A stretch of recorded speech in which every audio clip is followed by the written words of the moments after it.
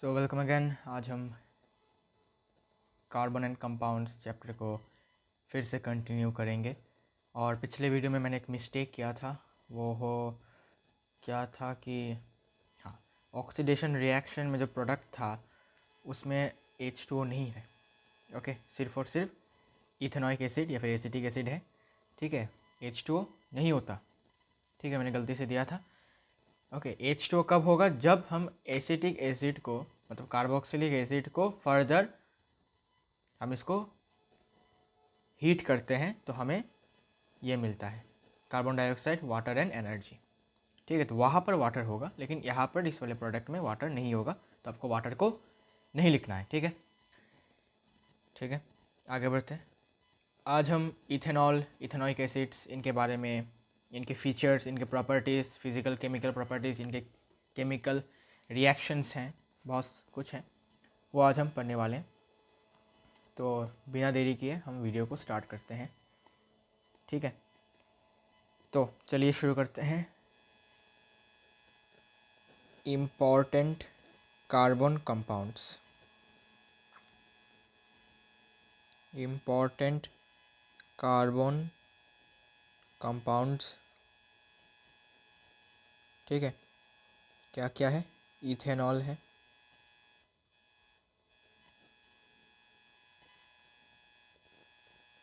Ethanol है और ethanoic acid है। ठीक है, तो ये दो, इनके बारे में हम चर्चा करेंगे। इथेनॉल, इथेनॉल और इथेनोइक एसिड, इन दोनों के बारे में। ओके, तो चलिए शुरू करते हैं। पहले इनके फिजिकल प्रॉपर्टीज़ के बारे में थोड़ा सा डिस्कशन कर लेते हैं। तो इसके लिए एक टेबल बना लेते हैं आराम से।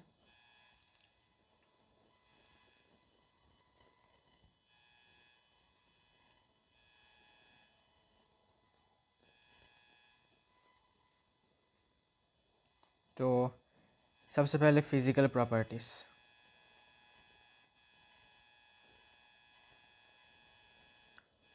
इथेनॉल का और इथेनोइक एसिड का।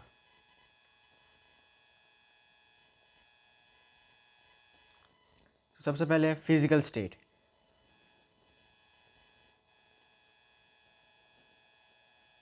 फिजिकल स्टेट कैसा होता है?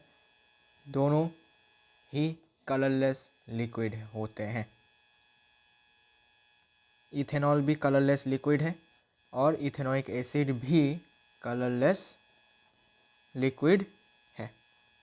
ये फर्स्ट फिजिकल स्टेट हो गया। फिर मेल्टिंग पॉइंट और बॉइलिंग पॉइंट है ना। तो मेल्टिंग पॉइंट MP। अब मेल्टिंग पॉइंट को हम कहते हैं फ्रीजिंग पॉइंट।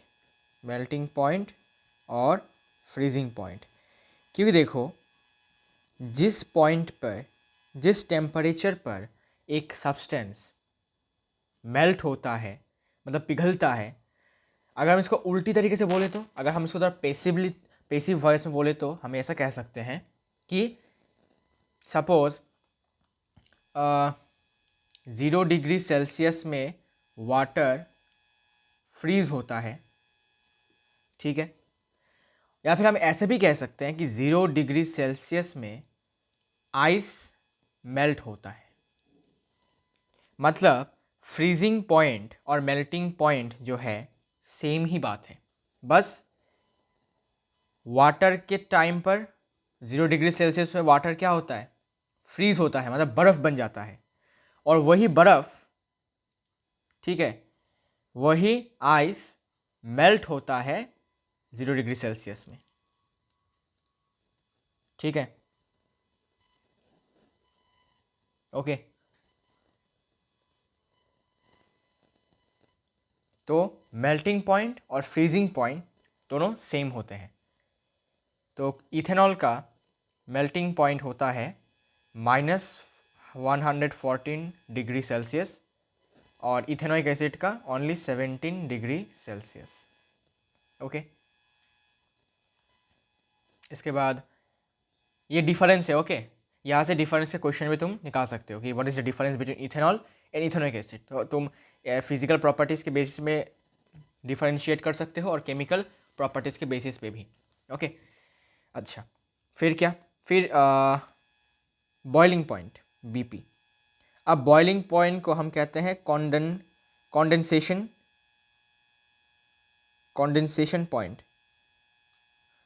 कॉन्डेंसेशन पॉइंट मतलब क्या, जिस पॉइंट पे ये लिक्विड से गैस बन जाता है, मैं बॉइलिंग पॉइंट की बात कर रहा हूँ। और कंडेंसेशन पॉइंट मतलब जिस पॉइंट पे गैस से लिक्विड बन जाता है। जैसे कि अगर मैं बोलूँ कि 100 डिग्री सेल्सियस में पानी क्या बन जाता है, पानी बन जाता है पानी वेपर, मतलब वाटर वेपर, ठीक है। ओके, मतलब बॉइलिंग पॉइंट इसका 100 डिग्री सेल्सियस है। और अगर ऐसा भी कह सकता हूँ कि 100 डिग्री सेल्सियस में वाटर वेपर पानी बनता है, पानी बन जाता है। उल्टा तरीके से भी मैं कह सकता हूँ, ठीक है।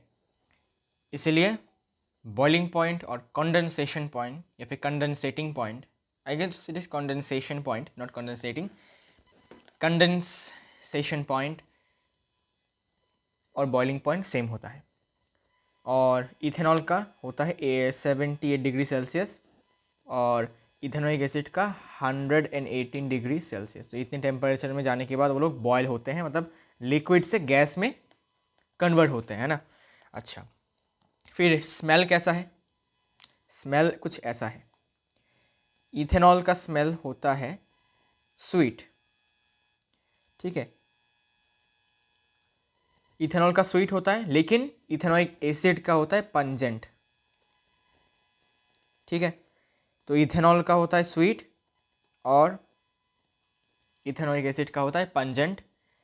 फिर टेस्ट, इथेनॉल का टेस्ट होता है बर्निंग टेस्ट, ठीक है, जल रहा है कुछ ऐसा टेस्ट। और इथेनॉइक एसिड का सार टेस्ट। सार क्यों, बिकॉज एसिड है, ऑब्वियसली बात है, ठीक है ना। इथेनॉइक एसिड है तो एसिड का टेस्ट क्या होगा, ऑब्वियसली सार होगा, सार टेस्ट। ओके, इसके बाद सॉल्यूबिलिटी। ओके, सॉल्यूबिलिटी देखते हैं कौन ज़्यादा सॉल्यूबल है, कौन किस में सॉल्यूबल है, ठीक है। Let's see, solubility in water, पानी में कैसा, कौन कितना सॉल्यूबल है, सॉल्यूबिलिटी इन वाटर। तो इथेनॉल की बात करें तो miscible in water in all proportion, मतलब सिंपल सी बात है भाई, सॉल्यूबल है, ठीक है, वाटर में सॉल्यूबल है इथेनॉल। और यहाँ भी सेम केस है, इथेनॉइक एसिड भी वाटर में सॉल्यूबल है, ठीक है, इन ऑल प्रोपोर्शन। कितना भी पानी ले लो, कितना भी ml ले लो, वो डिजॉल्व हो जाता है, मतलब यू कैन सो मिक्स हो जाता है, ओके, घुल मिल जाता है। ओके, तो दोनों का यहाँ पर एक सिमिलरिटी देखने को मिला, बाकी तो सब डिफरेंस देखने को मिल रहा था, है ना। लास्ट है action on litmus paper. Litmus paper के ऊपर क्या एक्शन करते हैं, मतलब रंग बदलता है कि नहीं, ठीक है ना, देखते हैं।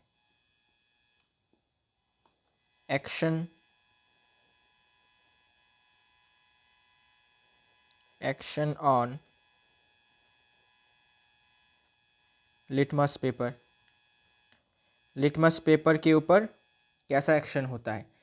तो इथेनॉल अल्कोहल है वन काइंड ऑफ, तो वो कोई चेंज नहीं देता, तो वो न्यूट्रल रहता है, नो चेंज, मतलब लिटमस पेपर को कोई कलर वाला चेंज नहीं करता वो। लेकिन इथेनॉइक एसिड है, एसिड क्या करता है, ब्लू लिटमस को रेड कर देता है, ठीक है, blue litmus to red,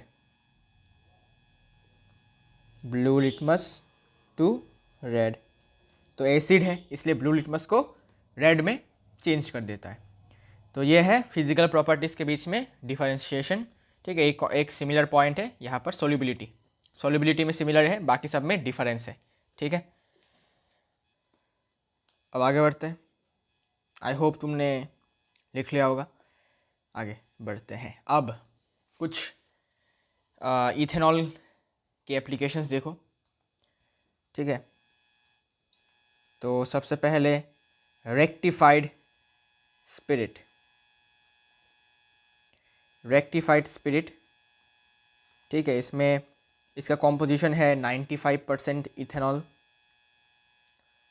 95% ethanol and, अच्छा एंड नहीं लिखूँगा, प्लस लिख देता हूँ, अच्छा लगता है ना, प्लस 5% पानी मीन्स वाटर, ठीक है। इसका यूज़ क्या है, रेक्टिफाइंग स्पिरिट या फिर रेक्टिफाइड स्पिरिट का यूज़ क्या है, इसको यूज़ किया जाता है एज ए एंटीसेप्टिक। अब एंटीसेप्टिक क्या है, एंटीसेप्टिक का मतलब ये है होता है कि ये जर्म्स को मारता है, ठीक है, लिविंग टिश्यूज़ या फिर लिविंग सरफेस के ऊपर। सपोज मेरे हाथों में एक खरोच आ गया, स्क्रैच हुआ या फिर छिल गया, ठीक है, तो उस लिविंग, अभी तो हमारा सेल तो लिविंग है, तो उस सेल में ऑब्वियसली जर्म्स आएंगे अभी, बिकॉज एक्सपोज हो गया है वो जगह, है ना। तो उस जगह को, उस जगह में किसी भी प्रकार का जर्म्स ना आए, ठीक है, तो उसी कारण से एंटीसेप्टिक यूज़ किया जाता है। जैसे कि इंजेक्शन देने से पहले रेक्टिफाइंग स्पिरिट से जिस जगह पर इंजेक्शन देना होता है उस जगह को क्लीन किया जाता है, जिससे कि वहाँ पर कोई जर्म्स ना हो। बिकॉज जब इंजेक्शन दिया जाता है तो एक स्किन में एक होल बनता है ना, एक पोर्टल खुल जाता है जहाँ से कि जर्म्स घुस सकते हैं स्किन के अंदर, बॉडी के अंदर। इसलिए उस जगह के आसपास अगर कोई जर्म्स है तो उसको किल कर देता है, वो मार देता है, ये रेक्टिफाइंग स्पिरिट होता है। तो kills germs on living tissues या फिर लिविंग सरफेसेस कह सकते हो।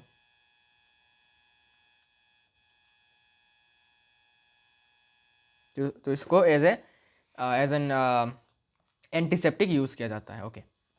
फिर एब्सोल्यूट अल्कोहल, अब ये क्या चीज़ है, एब्सोल्यूट अल्कोहल एक्चुअली इसका कॉम्पोजिशन आपको देखने को मिलेगा, इसमें होता है 100% इथेनॉल, 100% इथेनॉल, मतलब एकदम प्योर फॉर्म ऑफ इथेनॉल, मतलब इसमें कोई मिलावट नहीं है, कोई पानी वानी नहीं, कुछ नहीं है, एकदम 100%। 100 ml में 100 ml ही इथेनॉल है, ठीक है। लेकिन तुम रेक्टिफाइंग स्पिरिट में देखो, रेक्टिफाइड स्पिरिट में इसमें 100 ml में 95 ml इथेनॉल है और 5 ml वाटर है, ठीक है। तो ये प्योर इथेनॉल नहीं है, प्योर फॉर्म नहीं है, यहाँ पर प्योर है, पूरा 100% इथेनॉल है, पूरा कब्जा इथेनॉल का है, ओके। तो ये कुछ एप्लीकेशंस है, मतलब कहाँ कहाँ पर कॉम्पोजिशंस इथेनॉल कहाँ कहाँ पर यूज़ हुआ है। इसके बाद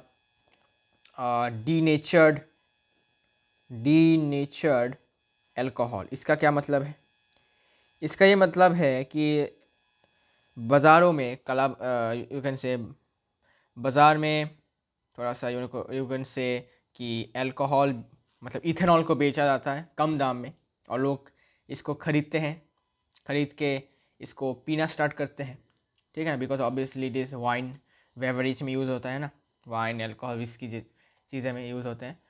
तो इसमें क्या होता है कि क्योंकि इथेनॉल का प्राइस को कम करके कम दाम में, you can say black market, okay, तो वैसे ऐसे करके क्या होता है कि इथेनॉल को कम दाम में बेचा जाता है और लोग कम दाम में इसको खरीद के पीते हैं, ठीक है। तो उसी कारण से, जिससे कि लोग इसको ना पी पाए, इसी कारण से क्या करते हैं, इस एक डीनेचर्ड अल्कोहल बनाते हैं। इसमें क्या होता है, इसमें होता है इथेनॉल, ठीक है, मतलब इथेनॉल होता ही है, और एक ब्लू डाई होता है, ठीक है, ब्लू कलर होता है इसमें, और होता है मीथेनॉल या फिर पायरिडाइन या फिर कॉपर सल्फेट। अब ये क्या चीज़ें हैं, एक्चुअली ये जो मीथेनॉल है, पायरिडाइन है, कॉपर सल्फेट है, ये है पॉइजनस सब्सटेंस, मतलब अगर कोई पीता है तो वो खचैक चला जाता है, वो है ना, उसका हालत टाइट हो जाता है ना। तो इसको बनाया इसलिए जाता है बिकॉज कोई इसको पी ना पाए, ठीक है, सस्ते दाम में कोई इथेनॉल को पी ना पाए, सो दे आर पॉइजनस सब्सटेंस, ठीक है। अब सपोज गलती से किसी ने पी लिया, है ना, ऐसा हो सकता है गलती से किसी ने पी लिया इसको डीनेचर, इसको प्योर समझ के, ठीक है ना। तो अगर किसी से गलती हो जाए उसके लिए यहाँ पर एक ब्लू डाई का यूज़ किया जाता है, ठीक है। ब्लू डाई क्या करता है, ब्लू डाई जो होता है ये इंडिकेट करता है, ठीक है, ये हमें ये बताता है कि भाई ये वाला जो अल्कोहल है ये अनसेफ है फॉर ड्रिंकिंग, ये वाला अनसेफ है फॉर ड्रिंकिंग, ये बताता है ब्लू डाई। अगर ब्लू डाई नहीं है तो वो वाला एब्सोल्यूट अल्कोहल है, मतलब 100% इथेनॉल है। और अगर इथेनॉल में आपको देखने को मिल रहा है कि ब्लू डाई है, मतलब ब्लू कलर का है, तो समझ जाओ कि it is unfit for drinking. ये हमें बताता है, it tells that it is unfit for drinking. ठीक है, तो ये ब्लू डाई से हमें पता चल जाता है हाँ भाई ठीक है, ये हम पीने लायक नहीं है ये, ठीक है, ये लोगों को मारने लायक है। ओके, तो डीनेचर्ड अल्कोहल, तो इन सब में इथेनॉल का यूज़ है। अब एक और चीज़ है ग्लेशियल एसिटिक एसिड, उसमें एसिटिक एसिड का यूज़ है। देखो क्या होता है इसमें, ग्लेशियल, इसका नाम ग्लेशियल क्यों है बताता हूँ। एसिटिक एसिड मतलब क्या, ऑब्वियसली इथेनॉइक एसिड, ठीक है, कॉमन नेम एसिटिक एसिड है और आईयूपीएक नेम है ethanoic acid.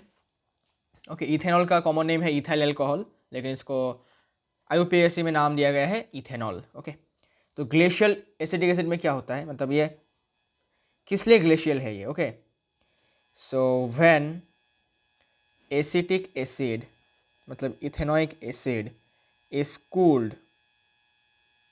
cooled below 17 degrees Celsius,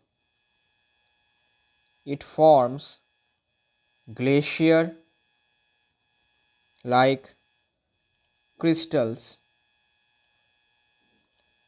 and hence known as glacial acetic acid। तो ग्लेशियल वर्ड का यूज़ इसलिए किया गया है कि जिस कंटेनर में इसको रखा गया है, सपोज इस कंटेनर में रखा गया है हमारे एसिटिक एसिड को, फिर इसको कूल डाउन किया गया है 17 डिग्री सेल्सियस से कम टेम्परेचर में इसको कूल डाउन किया गया है। तो ये क्या होता है, जो लिक्विड पार्ट होता है, ऑब्वियसली दिस कलरलेस लिक्विड, तो वो इसके साइड में, मतलब कंटेनर के इस वाले पार्ट में दिखाता हूँ, इस वाले पार्ट में क्या होता है, ग्लेशियर की तरह क्रिस्टल बन जाते हैं जब इसको कूल डाउन किया जाता है ऐसे, ठीक है, ऐसे क्रिस्टल जैसा बन जाता है। तो ये एकदम ग्लेशियर जैसा लगता है, ग्लेशियर आपने देखा होगा ग्लेशियर कैसा होता है, तो इसलिए इसको नाम दिया गया है ग्लेशियल एसिटिक एसिड, इसी कारण से। ओके, अब हम बात करेंगे केमिकल प्रॉपर्टीज़ ऑफ इथेनॉल और इथेनॉइक एसिड के बारे में। ओके, तो देखो chemical properties of ethanol, chemical properties of ethanol, ethanol के केमिकल प्रॉपर्टीज़ क्या क्या है। तो दो रिएक्शंस हैं, ठीक है, दो रिएक्शंस हैं, फिर इसके यूजेस भी हैं, बात करेंगे इसके बारे में भी। पहले रिएक्शंस के बारे में बात करते हैं। सो दो रिएक्शन है, पहला रिएक्शन देखते हैं। पहला रिएक्शन है कि reaction with sodium, reaction with sodium, और ये एक्चुअली होता क्या है, ये होता है metal non metal displacement reaction, जैसा हमने पढ़ा था, metal non metal displacement reaction, जैसे हमने पढ़ा था चैप्टर 1 में केमिकल रिएक्शन उसमें। तो वैसा रिएक्शन है ये, देखो कैसा। तो ये होता क्या है कि इथेनॉल मतलब C2H5, ठीक है, C2H5OH, इसको in the presence of sorry इसको रिएक्ट करवाया जाता है सोडियम के साथ। मैं तो और एक इक्वेशन गलती से बोल दिया। फिर क्या होता है, फिर ये बन जाता है C2H5ONA plus H2 gas liberate होता है। तो गौर से देखो, एसिड प्लस मेटल क्या होता है, ये एसिड सॉरी यहाँ से डिस्प्लेसमेंट रिएक्शन हुआ है। कैसे, ये मेटल है, मेटल ने इस वाले हाइड्रोजन को डिस्प्लेस कर दिया, बिकॉज सोडियम का रिएक्टिविटी ज़्यादा है। आपने रिएक्टिविटी सीरीज पढ़ा था, सोडियम सेकंड में है, ठीक है ना, फिर पहले पोटेशियम फिर सोडियम। तो इसने क्या किया, इस हाइड्रोजन को डिस्प्लेस किया और यहाँ पर बैठ गया खुद, और हाइड्रोजन अकेला जाकर एक मॉलिक्यूल बना लेता है H2, मतलब हाइड्रोजन गैस लिबरेट होता है। अब इसका नाम क्या है भाई साहब, C2H5ONA। आपके बुक में इसको कुछ ऐसा लिखा जाता है, आई नो, कि CH3, फिर बॉन्ड दिखाया जाता है CH2, फिर OH, फिर लिखा जाता है Na, फिर इसके बाद एरो देकर लिखा जाता है CH3, फिर CH2, फिर ONA। ठीक है, ऐसे आपके बुक्स में लिखा जाता है। अच्छा, ऐसे भी लिख सकते हो, कोई दिक्कत नहीं है। ठीक है, सेम ही इक्वेशन है, सेम ही प्रोसेस है। अब जो प्रोडक्ट फॉर्म हुआ है यहाँ पर C2H5ONA, C2H5ONA, क्या है ये? इसका नाम क्या है? इसका नाम है सोडियम इथॉक्साइड। इसका नाम है सोडियम इथॉक्साइड। लिखने का जगह नहीं है ना, इसलिए थोड़ा सा जगह बनाना पड़ता है। Sodium ethoxide, clear? तो इथेनॉल का रिएक्शन सोडियम के साथ है और बनता क्या है? Sodium ethoxide. बैलेंस कर देता हूँ। बैलेंस करने के लिए यहाँ पर 2 बिठा दो, यहाँ पर 2 बिठा दो, और यहाँ पर 2 बिठा दो, और हमारा बैलेंस हो गया। ठीक है, और यहाँ पर भी सेम 2 2, और यहाँ पर भी 2। तो 4 carbon 4 carbon, 10 hydrogen 10 hydrogen, 2 oxygen 2 oxygen, 2 sodium 2 sodium, और 2 हाइड्रोजन 2 हाइड्रोजन। डन। अच्छा, तो कोई सा भी इक्वेशन आप लिख सकते हो, इसको भी लिख सकते हो, इसको भी लिख सकते हो, लेकिन बुक में ये है, I guess so, I hope so, book में यही है, तो आप यही लिखो, बिकॉज NCERT में जैसा लिखा है वैसे लिखो। ओके, गलत कुछ नहीं है, ठीक है, गलत नहीं है। अच्छा, उन्होंने जो आपको बॉन्ड भी दिखाया, ओके, यहाँ पर बॉन्ड भी दिखाया, मैंने डायरेक्ट लिख दिया बॉन्ड के बिना, ठीक है, कोई दिक्कत नहीं है। Now second is reaction with concentrated sulfuric acid. So reaction with concentrated sulfuric acid. अब इसका एक नाम है, इस प्रोसेस का, इस रिएक्शन का एक नाम है। क्या नाम है? डिहाइड्रेशन। Dehydration reaction. डिहाइड्रेशन मतलब क्या? Lack of water, loss of water कह सकते हो। ठीक है, तो वैसा ही है, यहाँ पर वाटर लॉस होता है। ठीक है, यहाँ पर लॉस ऑफ वाटर होता है। कैसे होता है समझ में आएगा, देखो अभी।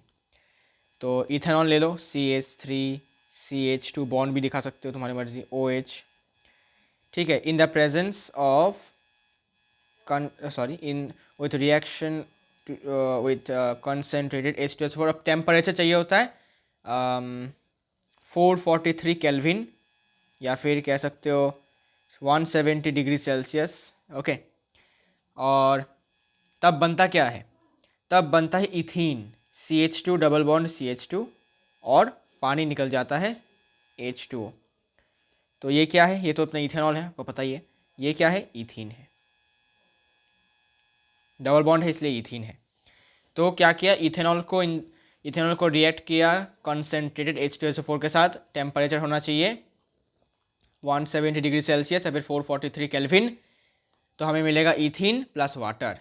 डिहाइड्रेशन का मतलब लॉस ऑफ वाटर। यहाँ जो आपको पानी दिख रहा है, पानी, ठीक है, वो पानी निकल जाता है, वो पानी नहीं रहता। तो होता क्या है, अगर आपको एक्स्ट्रा समझना है तो होता क्या है, दिखाता हूँ। होता क्या है कि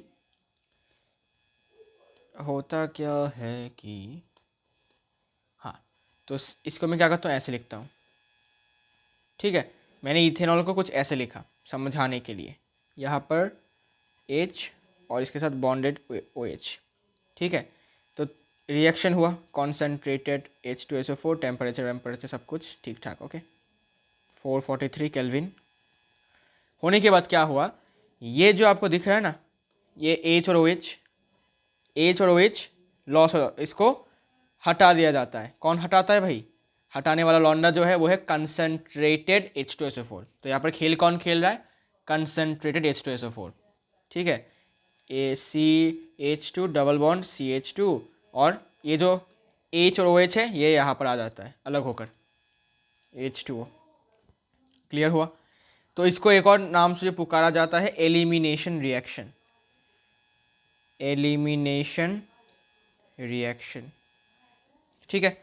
तो इसको डिहाइड्रेशन रिएक्शन भी बोलते हैं, और क्योंकि यहाँ पर कंसनट्रेटेड H2SO4 ने इन वाटर को एलिमिनेट कर दिया, हटा दिया, इसलिए इसको एलिमिनेशन रिएक्शन भी कहा जाता है जी। क्लियर हुआ? और यहाँ पर ये जो चीज़ है अपना, ये जो कहा गया, हाँ, ये जो अपना लौंडा है कंसेंट्रेटेड H2SO4, ये लौंडा अपना क्या है, ये है अपना डिहाइड्रेटिंग एजेंट। क्या है? Dehydrating agent, dehydrating agent. तो देखो, डिहाइड्रेटिंग एजेंट और ड्राइंग एजेंट में थोड़ा सा अंतर है। क्या अंतर है कि ड्राइंग एजेंट, सपोज तुम नहा के आए, आने के बाद तुमने टवल से अपना बॉडी को, यू कैन से बॉडी को रब नहीं, मतलब कह सकते हो, हाँ, बॉडी को वन काइंड ऑफ रब करके तुमने क्या किया, पानी को हटा दिया, सुखा दिया कह सकते हो। ठीक है, तो वो हो, तो टावल जो होता है, टावल जो हो, सॉरी टावल नहीं, टावल जो है ये होगा ड्राइंग एजेंट, ये हमारे बॉडी को ड्राई कर देता है। ठीक है, और डिहाइड्रेटिंग एजेंट जो होता है वो केमिकली हमारे अंदर से वाटर को खींच लेता है। ये डिफरेंस है। डिहाइड्रेटिंग क्या करता है, केमिकली वाटर को खींच लेता है, H2O को खींच लेता है। और टवल क्या कर रहा है, टवल एक्सटर्नली ड्राई कर रहा है, वो वाटर को खींच नहीं रहा, वो वाटर को ड्राई कर रहा है, मतलब वाटर को वहाँ से हटा नहीं रहा है, वो इसको सोक करके उस जगह को ड्राई कर रहा है। तो एक क्या कर रहा है, केमिकली खींच रहा है अपने अंदर से। ठीक है, और टॉवल है drying agent, one kind of. Okay, so dehydrating agent और ड्राइंग एजेंट में थोड़ा सा डिफरेंस है। तो उसको डिहाइड्रेटिंग एजेंट क्यों कहा जाता है, because it removes H2O from ethanol, removes H2O from ethanol, इसलिए इसको डिहाइड्रेटिंग एजेंट कहा गया है। इसके बिना रिएक्शन होगा नहीं, इसके बिना रिएक्शन नहीं होगा, मतलब क्या, इसके बिना ये नहीं रहेगा तो पानी खींचने वाला कोई नहीं होगा, पानी नहीं खींचोगे तो इथीन कैसे मिलेगा, है ना। इसलिए इसको कहा जाता है डिहाइड्रेशन रिएक्शन या फिर एलिमिनेशन रिएक्शन।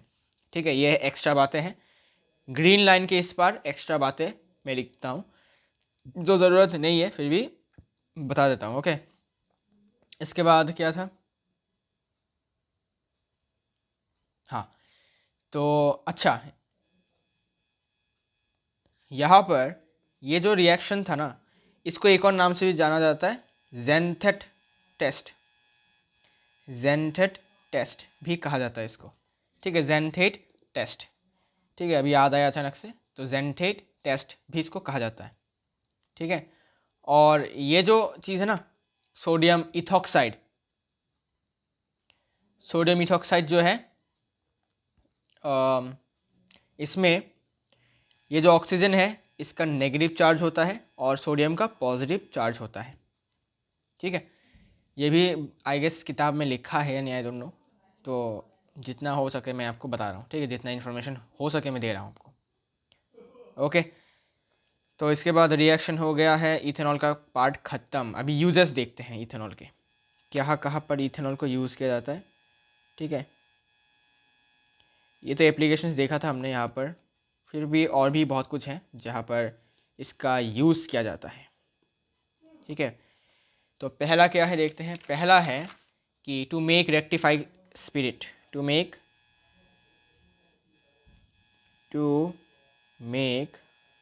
Rectified spirit. ठीक है, हमें देखा था 95% इथेनॉल और 5% वाटर। फिर क्या बनाने में, to make paint, to make paint, to make paint, medicine, dye मतलब कलर एक तरीके का, परफ्यूम, और एक वर्निश। ये वर्निश क्या है भाई, आपके घर में अगर कोई भी वुडन फर्नीचर है तो देखा होगा कि आप, मतलब जो कारपेंटर लोग होते हैं या फिर वो जो वार्निशिंग का काम करते हैं, वो इसके ऊपर एक पॉलिश चलाते हैं, पॉलिश चढ़वाते हैं वुडन स्ट्रक्चर फर्नीचर के ऊपर। तो एक यू कैन से कि पॉलिश करते हैं, एक पॉलिश चढ़ाते हैं वुडन, जितने भी चीज़ें होते हैं वुडन ऑब्जेक्ट्स। ठीक है, डेट प्रोटेक्ट्स देम, और इसको प्रोटेक्ट भी करता है। ठीक है, धूल मिट्टी मॉइस्चर, ठीक है, इसे प्रोटेक्ट भी करता है और एक अच्छा सा अट्रैक्टिव लुक भी देता है ना। शाइनी शाइनी लगता है। आपने देखा होगा कि वार्निश करने के बाद जो वुडन ऑब्जेक्ट होते हैं वो शाइन मारते हैं, और शाइन के साथ साथ इसको प्रोटेक्ट भी करता है वार्निश। ठीक है, उस वार्निश को बनाने में इथेनॉल का यूज़ होता है। ठीक है, और एक चीज़ है, नंबर 3 इज़ ब्लेंडेड पेट्रोल। अब ये क्या चीज़ है भाई, ये नया नाम है ब्लेंडेड पेट्रोल। ठीक है, ब्लेंडेड पेट्रोल क्या है, इसका हमें बात करना है। देखो थोड़ा सा, ब्लेंडेड पेट्रोल को लिखा जाता है कुछ ऐसे, इसका लिखा जाता है E5 to E100। इसका मतलब क्या है समझाऊंगा। तो सबसे पहले हमें ये जानना पड़ेगा कि ब्लेंडेड पेट्रोल का कॉम्पोजिशन क्या है। सो ब्लेंडेड पेट्रोल का जो कॉम्पोजिशन है वो है 95% का होगा पेट्रोल और 5% का होगा इथेनॉल। ठीक है, यह है कॉम्पोजिशन। और अब इन दोनों को मिक्स करने के लिए हमें एक सॉल्वेंट की ज़रूरत पड़ती है जो कि होता है बेंजीन। ठीक है, तो इनको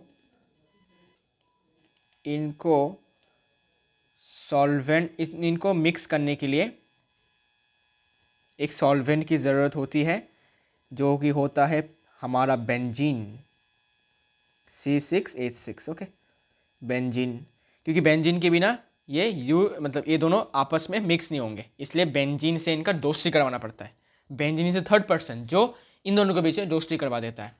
ठीक है, अब गौर से देखो, ब्लेंडेड पेट्रोल का मतलब यूज़ क्यों है, मतलब ज़्यादा अभी गवर्नमेंट बोल रहे हैं कि ब्लेंडेड पेट्रोल का यूज़ करो। Why so? बिकॉज हमें पता है कि पेट्रोल का कॉम्पोजिशन क्या है। अच्छा, पेट्रोल का कॉम्पोजिशन नहीं बात कर रहा, मैं बात कर रहा हूँ कि पेट्रोल के जलने से क्या क्या प्रोड्यूस होता है। तो पेट्रोल के जलने से बहुत कुछ पॉल्यूटेंट्स प्रोड्यूस होते हैं। क्या क्या है पॉल्यूटेंट्स? कार्बन डाइऑक्साइड हो गया, फिर नाइट्रोजन डाइऑक्साइड हो गया, सल्फ़र डाइऑक्साइड हो गया। ठीक है, इसके बाद H2O भी होता है। अभी H2O को क्यों इंक्लूड किया? Because it is a green house gas. H2O भी एक ग्रीन हाउस गैस बन गया है। ओके, इसलिए मैंने यहाँ पर इसको इंक्लूड किया है। सो पॉल्यूटेंट्स ये क्या होते हैं? प्रोड्यूस होते हैं जब भी पेट्रोल जलता है। ओके, और आपको पता ही है पॉल्यूशन तो वैसे ही ज़्यादा है इसमें से, तो अब गाड़ियों का संख्या भी बढ़ चुका है, तो इसी कारण से क्या हुआ, इतने सारे पॉल्यूटेंट्स बनते हैं और पॉल्यूशन बढ़ाते हैं, पॉल्यूशन बढ़ जाता है ना। तो इसी कारण से यूज़ किया जाता है ब्लेंडेड पेट्रोल। ब्लेंडेड पेट्रोल में अब मैं बात कर रहा हूँ कि E5 और E100 का मतलब क्या है। देखो, E5 का मतलब होता है कि 5% इथेनॉल और 95% पेट्रोल। ठीक है, और E100 का मतलब क्या होता है? E100 का मतलब होता है 100% इथेनॉल। ठीक है, तो E5 का मतलब और E100 का मतलब समझ में आ गया। तो अब देखो, ब्लेंडेड पेट्रोल जब भी जलाया जाता है, कंबशन किया जाता है इसका, तब ठीक है, तब क्या होता है? तब ये जो पॉल्यूटेंट्स होते हैं, carbon dioxide, sulphur dioxide, nitrogen dioxide, what you can say H2O। Okay, तो इनका जो अमाउंट है वो बहुत कम हो जाता है। ऐसा क्यों? बिकॉज ब्लेंडेड पेट्रोल में 5% इथेनॉल से लेकर 100% इथेनॉल होता है। ठीक है, वेराई करता है। तो ये जो इथेनॉल होता है ये क्या होता है? इथेनॉल इथेनॉल जब बर्न होता है, लिख देता हूँ, जब इथेनॉल बर्न होता है, आ गया, हाँ, जब इथेनॉल बर्न होता है तो प्रोड्यूस होता है, बर्न मतलब कॉम्बशन होता है, जब इथेनॉल का कॉम्बशन होता है तो प्रोड्यूस होता है कार्बन डाइऑक्साइड, फिर H2O, फिर क्लीन ब्लू फ्लेम, मतलब सैचुरेटेड है, क्लीन ब्लू फ्लेम, और क्या, और हीट। ठीक है, तो देखो यहाँ पर नाइट्रोजन डाइऑक्साइड, सल्फर डाइऑक्साइड नहीं है, H2O है लेकिन लेस अमाउंट में, कार्बन डाइऑक्साइड है लेकिन लेस अमाउंट में। तो यू कैन से कि लोअर पॉल्यूटेंट्स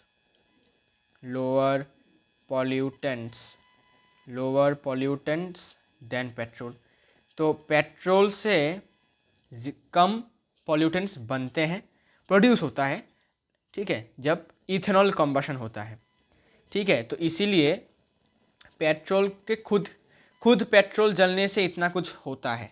अब पेट्रोल के साथ जब इथेनॉल जलेगा, मतलब ब्लेंडेड पेट्रोल जलेगा, तो पॉल्यूटेंट्स का अमाउंट कम हो जाएगा, तो पोल्यूशन का अमाउंट भी कम हो जाएगा। बिकॉज पहले जितने पोल्यूशन हो रहा था पेट्रोल के खुद जलने से, अब वो कम हो गया।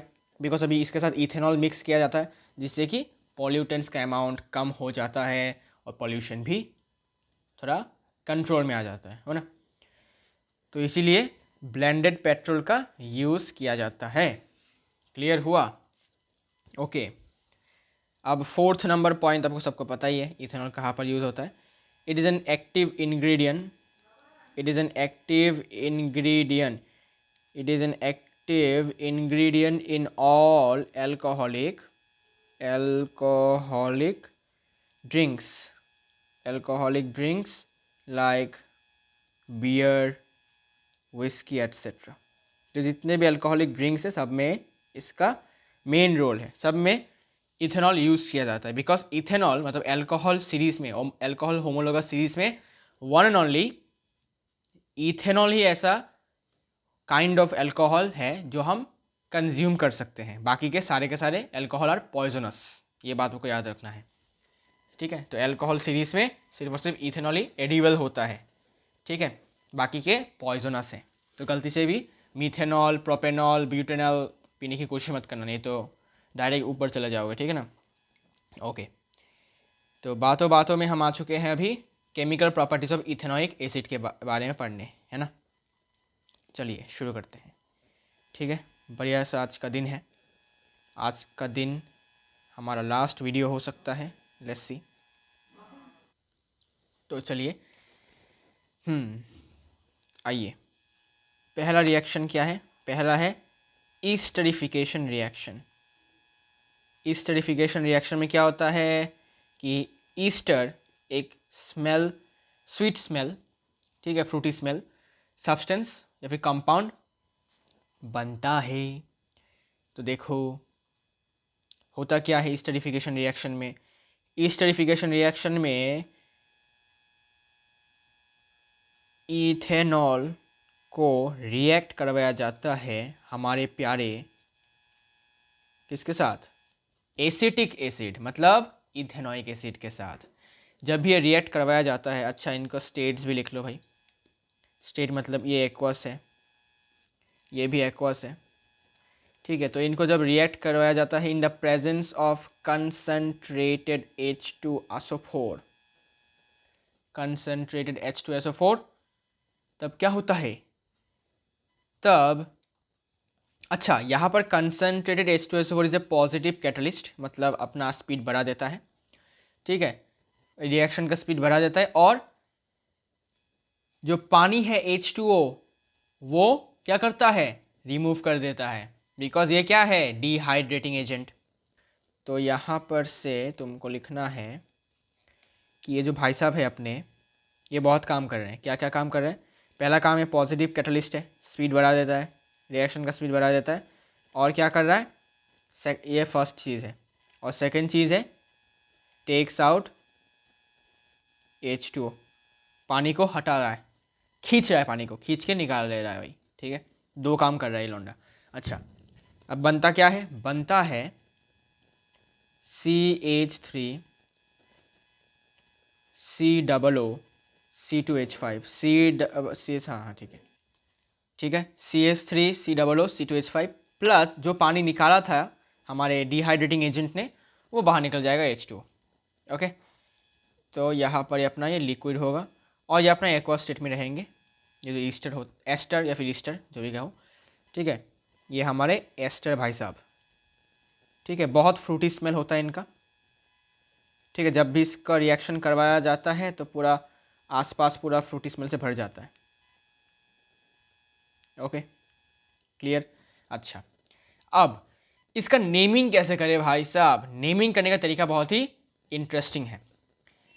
तो अगर तुम इसको मैं थोड़ा सा स्ट्रक्चरल फार्मूला से लिखूं तो कैसा होगा? देखो, एक्स्ट्रा बातें करूंगा, थोड़ा सा मज़ा आता है, मज़ा आपको भी आएगा, मुझे भी आएगा। देखो, तो मैं इसको लिखता हूँ फिर से, CH3 CH2OH प्लस, इसको मैं थोड़ा ऐसे लिखता हूँ CH3C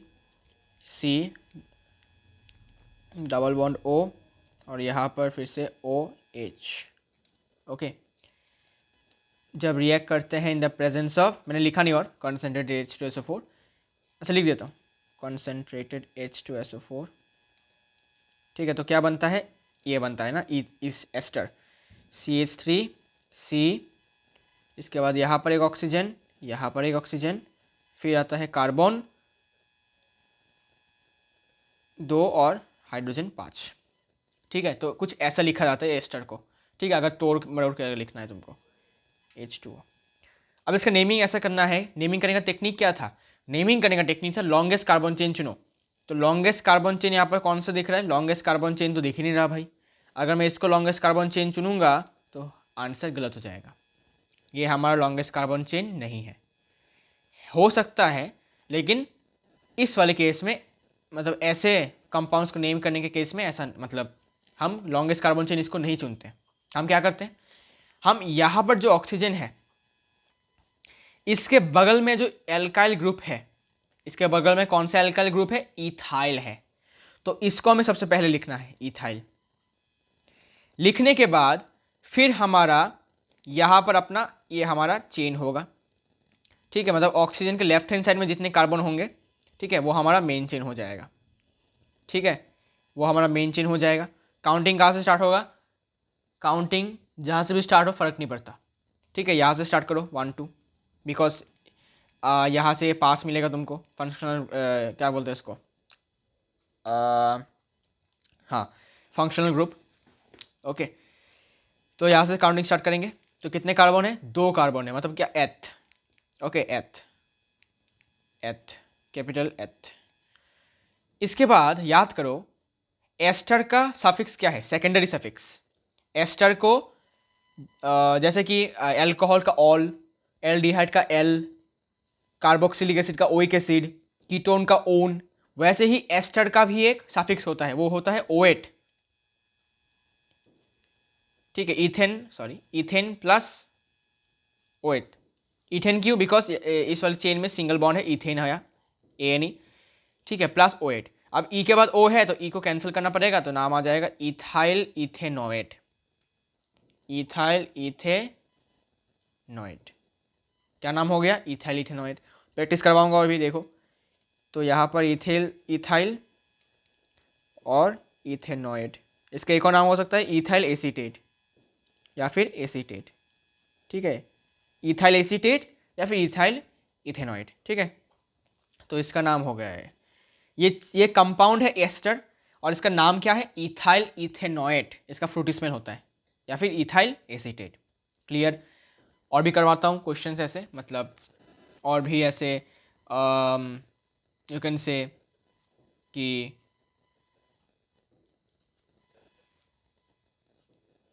नेमिंग करने का। ठीक है,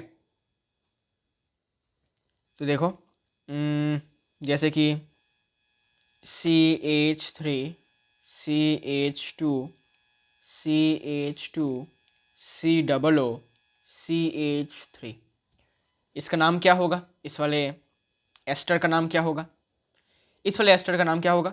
तो ऑक्सीजन जो है इसके साइड में कौन सा है, एल्काइल ग्रुप है मिथाइल, तो सबसे पहले क्या नाम आएगा, मिथाइल आएगा। क्लियर। फिर ऑक्सीजन के इस वाले साइड में, लेफ्ट हैंड साइड में जितना लॉन्गेस्ट चेन बन सकता है बनाएंगे। तो काउंटिंग यहाँ से स्टार्ट होगा 1 2 3 4, ज़रूर भी नहीं काउंटिंग। ठीक है, बिकॉज स्ट्रेट चेन है, कोई ब्रांच नहीं है। तो 4 कार्बन है, तो क्या यूज़ होता है, ब्यूटेन। ठीक है, ब्यूटेन। और एस्टर के लिए क्या सफिक्स, O8, तो ब्यूटेन O8। लेकिन E और O एक साथ नहीं बैठ सकते, तो E को कैंसिल करना पड़ेगा। तो क्या जाता है, मिथाइल ब्यूटेनॉइट। क्लियर हुआ, मिथाइल ब्यूटेनॉइट हो जाएगा इसका नाम। एक और करवाता हूँ, देखो। जैसे कि CH3 CH2 O CH double bond O। अब बताओ इसका नाम क्या होगा। अब बहुत लोग बोलेंगे भाई ऑक्सीजन के राइट हैंड साइड में तो एक ही कार्बन है, नहीं, अब तुमको ऑक्सीजन के लेफ्ट हैंड साइड में जो एल्काइल ग्रुप हो उसको तुमको लेना पड़ेगा। तो इस वाले ऑक्सीजन के इस वाले साइड में कितना, मतलब क्या एल्काइल ग्रुप है? ऑब्वियसली इथाइल है। इसका नाम क्या है? इथाइल है। 2 कार्बन है तो इथाइल, तो इसका एल्काइल ग्रुप है इथाइल, तो इसका नाम सबसे पहले। फिर इस ऑक्सीजन के इस वाले साइड में जितने भी मतलब लॉन्गेस्ट कार्बन चेन बनता है, तो लॉन्गेस्ट कार्बन चेन तो यही होगा, ठीक है। तो मीथेन, लेकिन O8 ईस्टर के लिए O8 लगता है तो ई हट जाएगा तो सिर्फ O8 होगा, ठीक है, मीथेनॉइड, इथाइल मीथेनॉइड। ओके, ऐसा होएगा, ठीक है, ऐसा होएगा। ध्यान रखना है, इस वाले एल्काइल ग्रुप को नेम करना है सबसे पहले, और इस वाले केस में इस वाले को, इसका नाम सबसे पहले आएगा। ओके, जैसे कि यहाँ पर इसका नाम सबसे पहले आया था, ये क्या है? इथाइल है, और ये भी इथाइल है। ओके, इसलिए तो ये एस्टर वाले कंपाउंड्स को नामकरण करने का टेक्निक है। फिर आता है सेपोनिफिकेशन।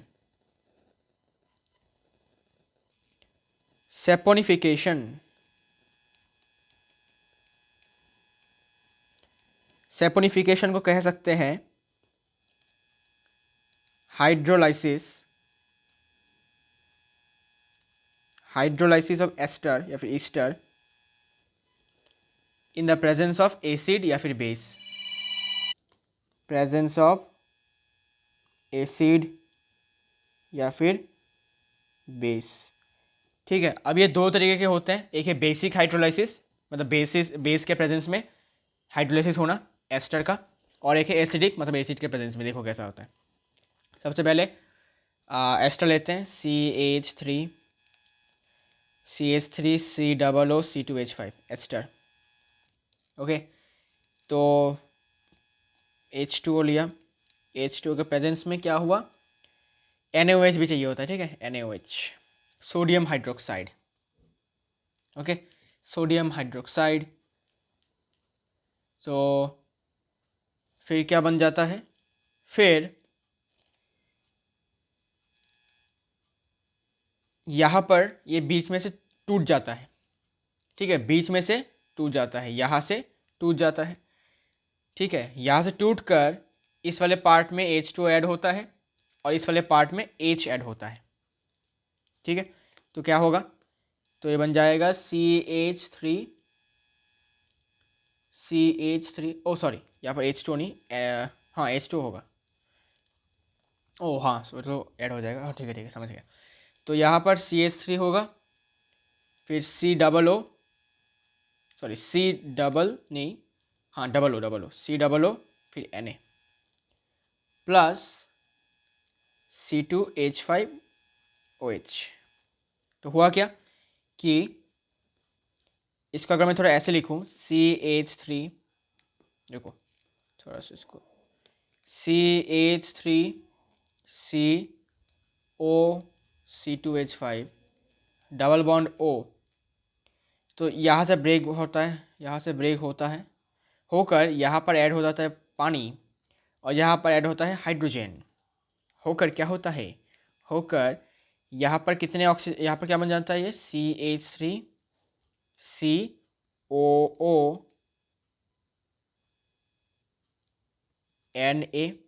Na कहाँ से आया? सोडियम हाइड्रोक्साइड के Na से यहाँ पर आया, ठीक है। और यहाँ पर क्या ऐड हो गया? H, मतलब ये बन जाता है इथेनॉल C2H5OH, ठीक है। ज़्यादा डीप नहीं जाऊँगा, ठीक है। अब क्योंकि ये बेस कर रहा है, सोडियम हाइड्रोक्साइड बेस है, तो इसको कहते हैं हम बेसिक हाइड्रोलाइसिस,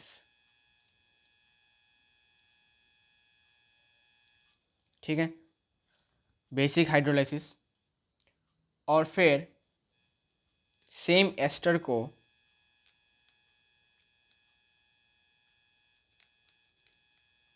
जब सल्फ्यूरिक एसिड के प्रेजेंस में हाइड्रोलाइसिस किया जाता है, ठीक है, तो क्या बनता है? CH3COOH प्लस C2H5OH, ठीक है, इथेनॉइक एसिड प्लस इथेनॉल बनता है। और ये होता है acidic hydrolysis because sulphuric acid यहाँ पर एसिड है, तो एसिड के प्रेजेंस में हाइड्रोलाइसिस हुआ। ठीक है, पानी का ब्रेकडाउन हुआ। हाइड्रोलाइसिस मतलब क्या, वाटर का ब्रेकडाउन। तो इसे हम कहते हैं सेपोनिफिकेशन। तो और डीप में नहीं जाऊँगा इसके लिए, इसको लेकर। यहाँ तक कि हमारा ख़त्म होता है केमिकल प्रॉपर्टीज़, फिर यूजेस भी है। ठीक है, उसके बारे में बात करेंगे। आज का वीडियो हम यूजेस तक ही रखेंगे, नेक्स्ट वीडियो में हम सोप्स एंड डिटर्जेंट्स करेंगे, जिससे कि प्रेशर ना हो ज़्यादा। तो इसके बाद तो सेपोनिफिकेशन, हाँ एक और बात, saponification is not the reverse reaction of esterification. बहुत लोग सोचते हैं कि भाई सेपोनिफिकेशन तो स्टरीफिकेशन का रिवर्स है। नहीं, अगर रिवर्स होता तो क्या होता, यहाँ देखो। एस्टरिफिकेशन क्या था, CH3COOH plus C2H5 gives CH3 and, तो बनता है क्या कि COO C2H5 plus H2।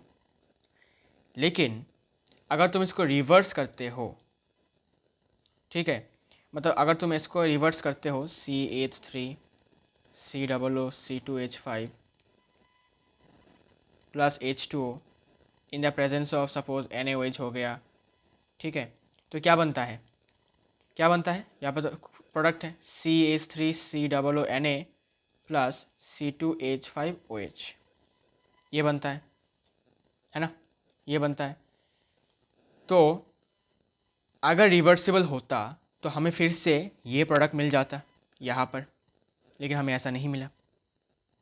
Okay, इसीलिए ये रिवर्सिबल रिएक्शन नहीं है। तो अब हम इथेनॉइक एसिड के यूजेस के बारे में बात कर लेते हैं। यूजेस ऑफ इथेनॉइक एसिड कहाँ कहाँ पर यूज़ होता है देख लेते हैं। नंबर 1 पे, टू मेक सेलुलोज। अच्छा रुको रुको रुको रुको, इसके बाद एक और रिएक्शन है। ठीक है, तो थोड़ा सा वेट करो। सेपोनिफिकेशन के बाद एक और है reaction with metal carbonates and bicarbonates. ये मैंने मिस्ड आउट कर दिया, sorry. Reaction with metal bicarbonates and carbonates. ठीक है, reaction with metal bicarbonates and carbonates. ठीक है इसमें होता क्या है कि acetic acid, I mean ethanoic acid react करता है सोडियम बाइकार्बोनेट के साथ। और अच्छा, इसका नाम मैंने बताया नहीं ना, अच्छा बता दूंगा। तो एसिटिक एसिड के साथ रिएक्ट करने के बाद बनता है सोडियम एसीटेट। ठीक है, salt plus carbon dioxide plus water. आपको पता ही है, आपने चैप्टर 2 में पढ़ा था। ठीक है ना, एसिड और बेस के reactions. Acid plus sodium carbonate, sorry acid plus metal carbonate और बाइकार्बोनेट के बाद बनता क्या है, रिएक्ट होने के बाद बनता है सॉल्ट, कार्बन डाइऑक्साइड और वाटर। इसके बाद सिमिलर केस में एसिटिक एसिड मतलब इथेनॉइक एसिड को तुमने सोडियम बाइकार्बोनेट के साथ रिएक्ट करवाया, तब भी तुमको सेम मिलता है। क्या, सेम प्रोडक्ट मिलेगा तुमको, COONA। और यहाँ पर जो कार्बन डाइऑक्साइड होता है वो होता है ब्रिस्क एफरवेसेंस।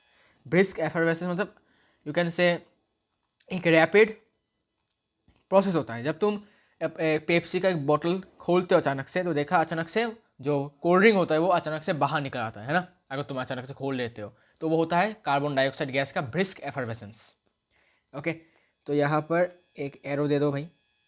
ठीक है, ये लिक्विड है और ये अपना, ठीक है। इसके बाद इसका नाम तो आपको पता ही होगा, सोडियम एसीटेट। ठीक है, ये कॉमन नेम है सोडियम एसीटेट। अब इसका एक और नाम भी है सोडियम इथेनॉइट। ठीक है, अगर आपको थोड़ा सा ओस हाँ, अगर आपको थोड़ा सा यू नो दैट आयोपेक वाला नाम लेना है, अरे सॉरी, इथोनेट हो गया, इथेनोएट होगा, ठीक है। इसका नेमिंग भी वैसा ही है, ईस्टर जैसा है। कैसे कि इस वाले ऑक्सीजन के पास में जो भी रहेगा, अभी सोडियम है तो सोडियम बैठ जाएगा यहाँ पर। इसके बाद इस वाले ऑक्सीजन की इस वाले साइड में जितने भी लॉन्गेस्ट कार्बन चेन बनता है, तो 2 कार्बन है इसलिए एथ यूज़ हुआ, और सिंगल बॉन्ड है इसलिए एन। इसके बाद एस्टर है, ठीक है ना, COO मतलब क्या, एस्टर। एस्टर के लिए O8 यूज़ होता है, लेकिन E और O एक साथ नहीं बैठेंगे, E कैंसिल, इसलिए इथेनॉइड हुआ। सिमिलर, और यहाँ पर भी इसका नाम सेम है, सोडियम इथेनॉइड या फिर सोडियम एसीटेट। तो मैंने लिखा नहीं, यहाँ ऊपर लिख देता हूँ, सोडियम इथेनॉइड, ठीक है, IUPAC नेम है, इथेनोएट, सोडियम इथेनॉइड या फिर सोडियम एसीटेट, ओके, कोई सा भी नाम चलेगा। अच्छा, अब हम यूजेस की बात करते हैं। तो पहला यूज़ है टू मेक सेलुलोज एसीटेट, ठीक है। अब सेलुलोज एसीटेट क्या है आप सब जानते हो उसको, एक्चुअली ये रेयॉन है, दैट इज रेयॉन।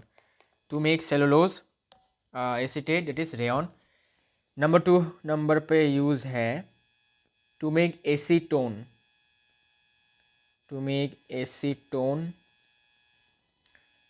इसके बाद डाइस, इसके बाद परफ्यूम एट्सेट्रा, इसमें बनाने में यूज़ होते हैं। 3rd नंबर इंपॉर्टेंट है, टू मेक विनेगर। विनेगर क्या है, डाइल्यूट इथेनॉइक एसिड, ओके, जिसको हिंदी में बोलते हैं सिरका, okay. Vinegar actually it is dilute CH3COOH, ठीक है, डाइल्यूट एसिटिक एसिड। इसमें होता क्या है, 5 to 8% solution of CH3COOH in water and is used widely as a preservative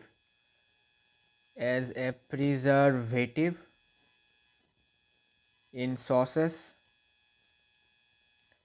and pickles, ठीक है।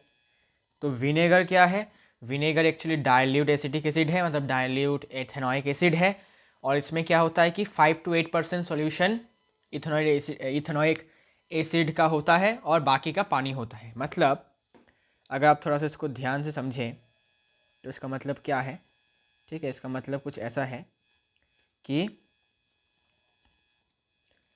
5 ml अगर 5 ml एसिटिक एसिड हुआ तो बाकी के 95 ml जो होगा वो होगा पानी का, और ये मिलाकर बन जाता है अपना विनेगर। या फिर